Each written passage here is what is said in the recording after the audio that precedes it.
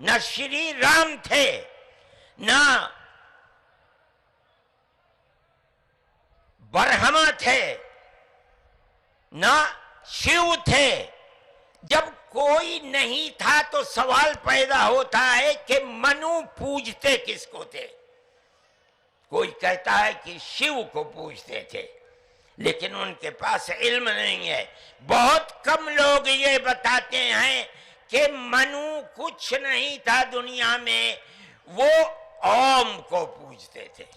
मैंने कहा ओम कौन है? बहुत से लोगों ने कहा कि वो एक हवा है जिनका कोई रूप नहीं है, कोई रंग नहीं है, वो दुनिया में हर जगह है, हवा हर जगह है। उन्होंने आसमान बनाया, उन्होंने जमीन। मैंने कहा कि अरे बाबा, इन्हीं को तो हम अल्लाह कहते हैं। आइए दोस्तों, जानते हैं कि मनु महाराज कौन थे और आदम कौन था। मनु कोई एक मानव का नाम नहीं, ये उपाधि है। हर कालखंड में मनु हुए हैं, जबकि यौन मान्यता के अनुसार प्रथम मानव का नाम आदम है।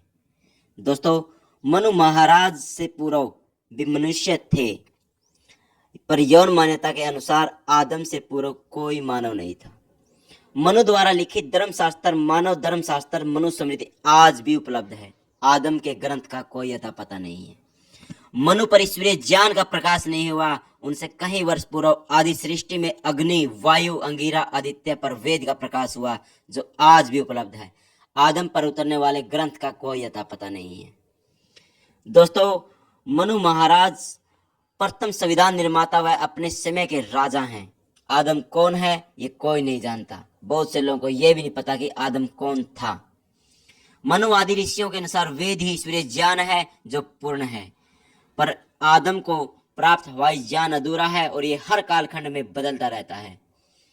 मनु ने सौगोत्र विवाह निषेध किया है। अपने ही गोत्र में विवाह करने के लिए उन्होंने गलत बताया है। कहा जाता है कि आदम के बच्चों ने आपस में ही शादी कर ली थी। दोस्तों, मनु वर्ण व्यवस्था के समर्थक थे। आदम को यह भी नहीं पता था कि वर्ण व्यवस्था किस चिड़िया का नाम है। दोस्तों, बर्मा से लेकर रामकृष्ण व महर्षि दयानंद सरस्वती तक सब मनु को जानते थे। सबके प्रमाण उपलब्ध हैं, अर्थात 1 करोड़ वर्ष से अधिक का बृहद ऐतिहासिक व ग्रंथ प्रमाण हमारे सामने है। दोस्तों, आदम को कुरान 1400 वर्ष, उससे पूर्व बाइबल 2000 वर्ष, उससे पूर्व यहूदी मत ग्रंथ तोराह, तलमुड और हकदाह 3000 वर्ष तक ही प्रमाण उपलब्ध हैं। इससे आगे उनके पास कुछ भी नहीं है। मनु वैदिक पथ पर चलते थे, ईश्वर की आज्ञा को, वेद को मानते थे।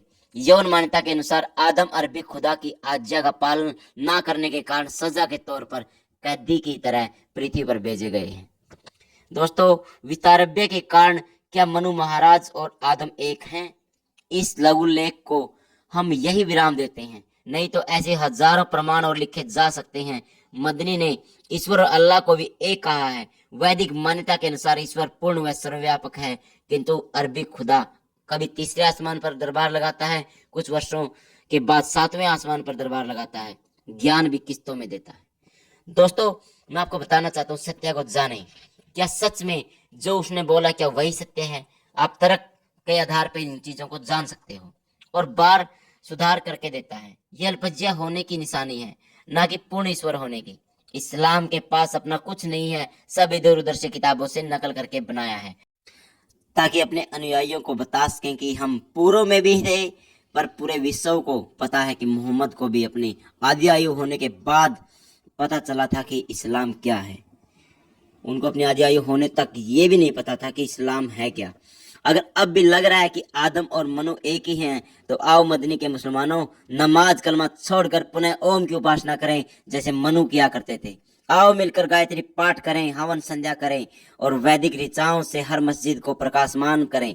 आओ प्यारो, मनु की तरह वैदिक धर्म के मार्ग पर चलें। आओ मुसलमानों, वैदिक धर्म का अंगीकार करें। आओ, ताकि लौट चले वेदों की ओर, मनु की ओर। दोस्तों, आज जो ये हमें लेख प्राप्त हुआ, ये आर्य मिलन अवसार जी से प्राप्त हुआ था। आर्य जी, हम आपका धन्यवाद करते हैं जो इतनी महत्वपूर्ण जानकारी हमारे तक आपने पहुंचाई।